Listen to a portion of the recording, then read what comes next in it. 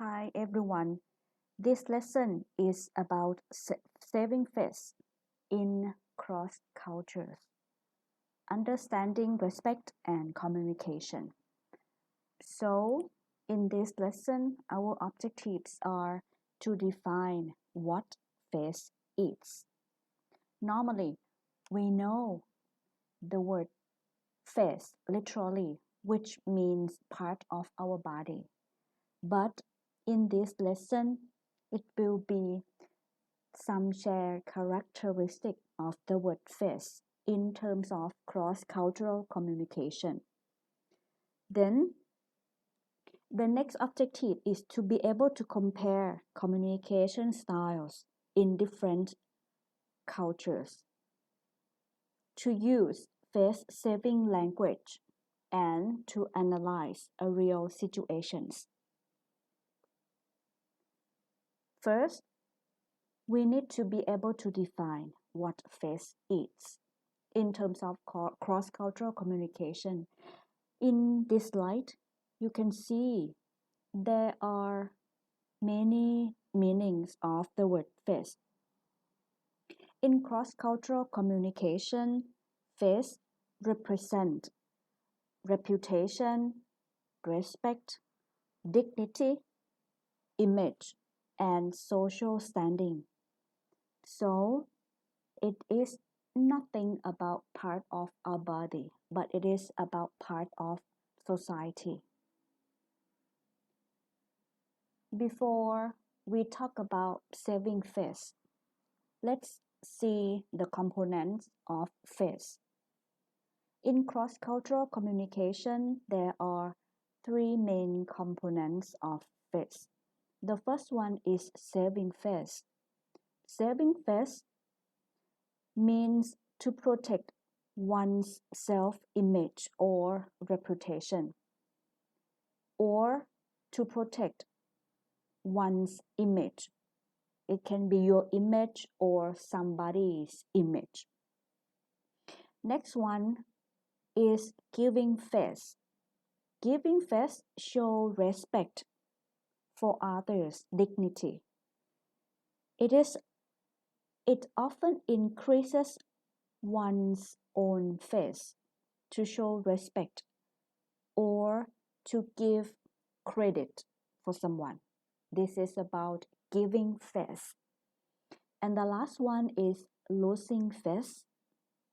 Losing face, when someone experiences something cause embarrassed, this is losing face. Or as you can see, it is experiencing shame, public humiliation, or damage to reputation or embarrassment. The first component, that is saving face. The situation, for example, you try not to look bad or you try not to be embarrassed or incompetent. You avoid admitting mistakes directly or use softer or indirect language to protect yourself from embarrassment. This is saving face. So, for example, when you do something wrong and then or you try to save your face by doing something in opposite or indirectly. This is saving face. Saving face, for example, in here, I don't want to look bad. The case study is the international team meeting. A Thai employee is in a meeting with an American manager. And the manager asks, "Did you complete the report? Did you complete the report?" Or when I ask you, "Did you finish the assignment?" Did you finish the assignment? And then, in fact, you did not finish it, but you do not say directly, right? So in this situation or in this context, when the manager asks, did you complete the report? And then what or how the employee should respond. Instead of saying, I did not do it, I didn't do it, that is a direct response.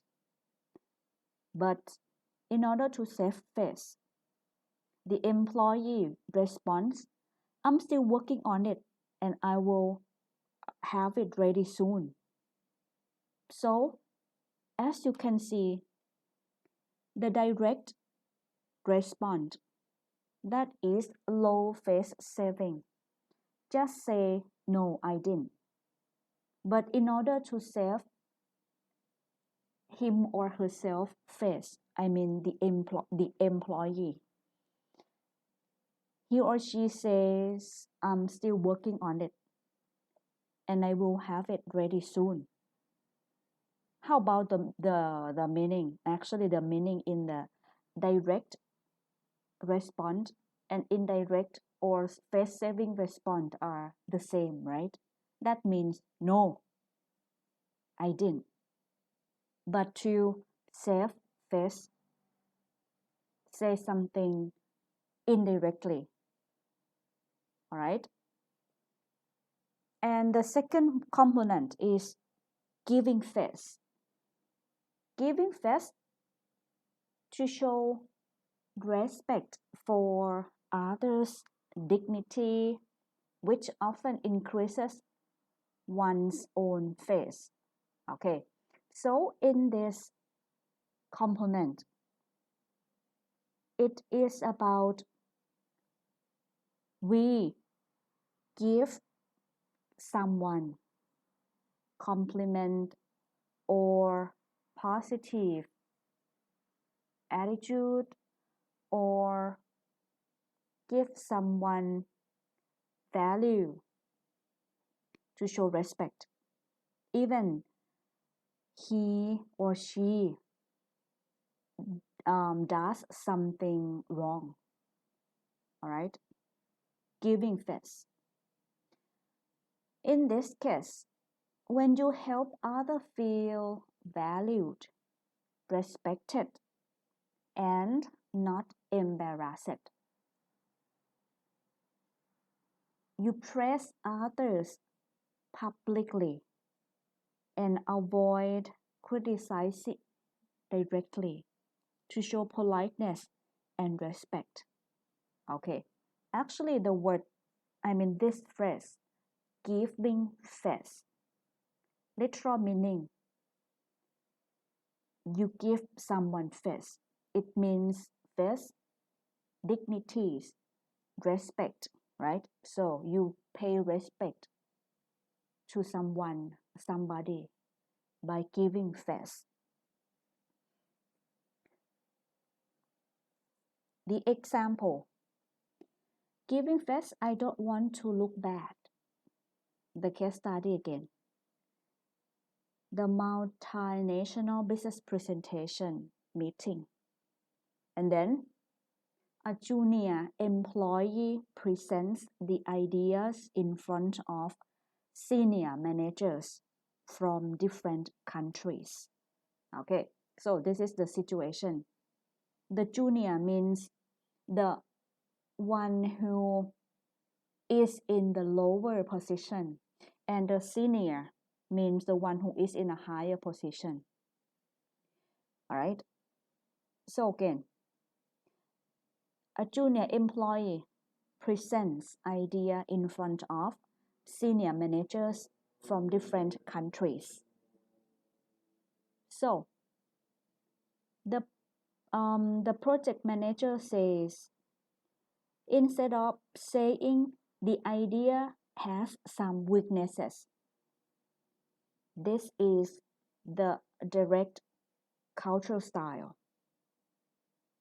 The idea has some weaknesses, but to give the junior employee's face.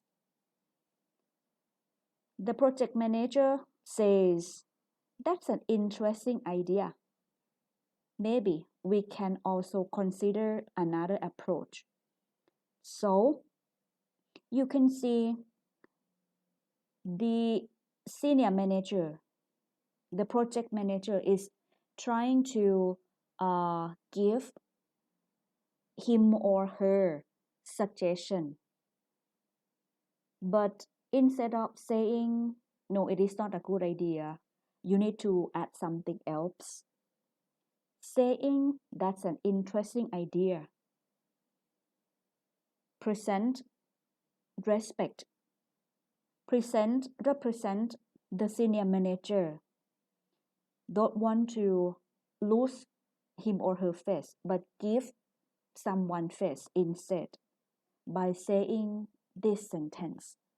Okay, this is the indirect communication.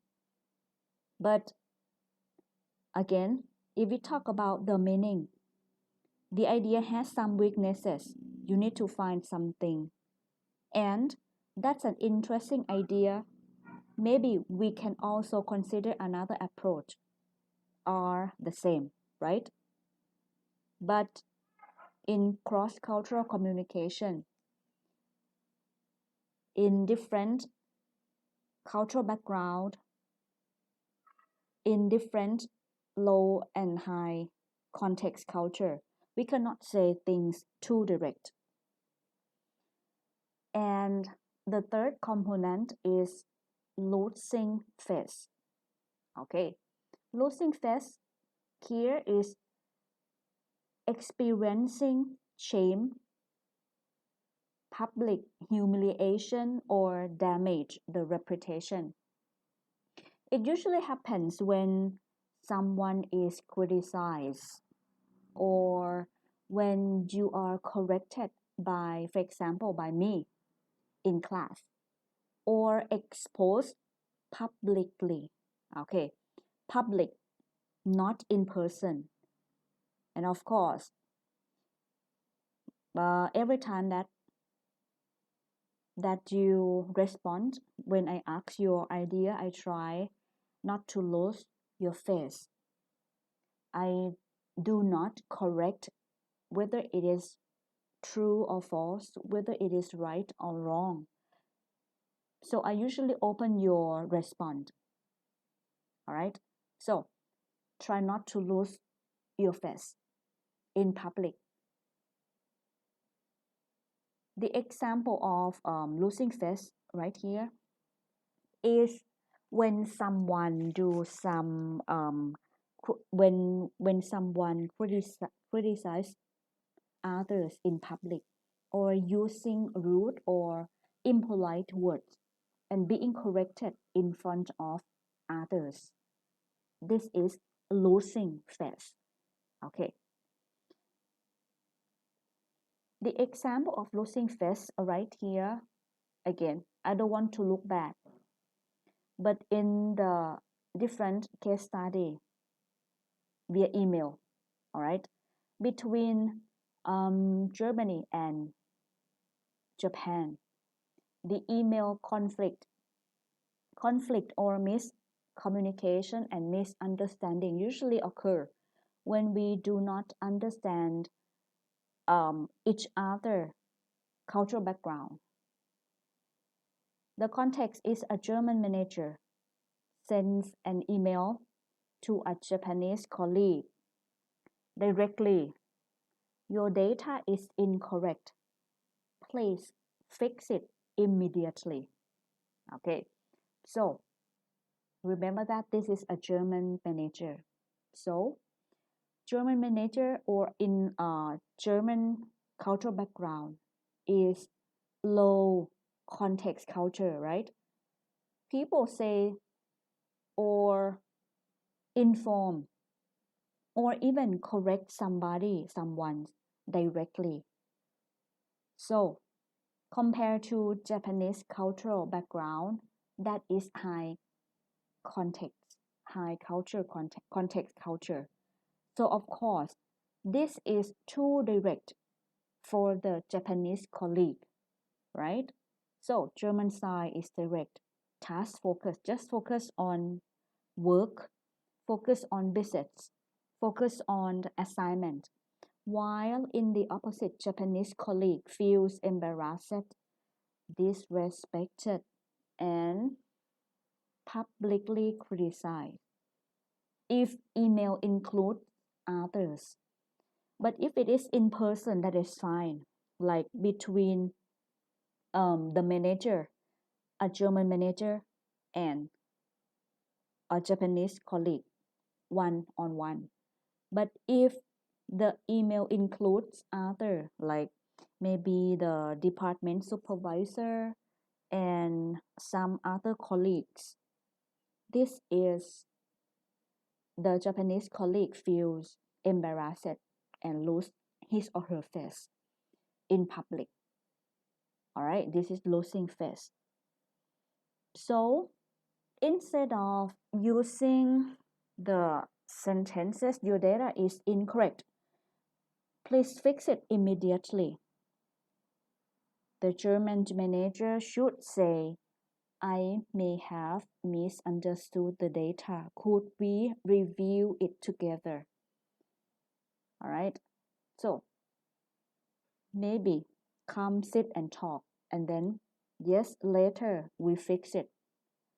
But try not to use the sentences which show the direct communication. Since we see the two different cultures are totally different, opposite, low context and high context culture. All right. So this is the component of face, consists of saving face, giving face, and losing face. So in the next lesson, we are going to talk about saving face. All right. So I hope you can get some idea of the component of face in this lesson, and you can review it anytime you want. So thank you very much for your attention.